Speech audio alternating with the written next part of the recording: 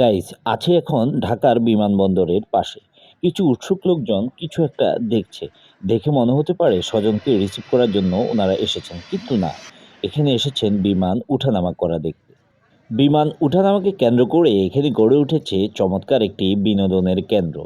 অভিভাবকরা তাদের বাচ্চাদেরকে সরাসরি বিমান ল্যান্ডিং দেখাতে এখানে নিয়ে আসেন। বিমান উঠানামার চমৎকার দৃশ্য দেখতে আমরাও বাসে করে জসীমউদ্দিন মোড়ে গিয়ে নামলাম। সেখান থেকে আমরা একটি অটোরিকশা ভাড়া করলাম, প্রতিজন মাত্র 10 টাকা।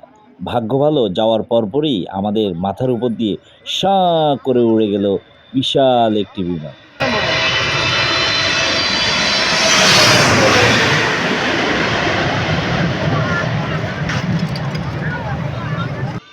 একে একে অনেকগুলো বিমান আমাদের মাথার উপর দিয়ে ল্যান্ডিং করেছে।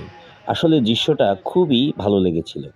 গাইস, বাউনিয়ার এই জায়গাটিতে সকাল থেকে সন্ধ্যা পর্যন্ত প্রচুর দর্শনার্থী এখানে ভিড় করেন বিমান উঠানামা করা দেখতে।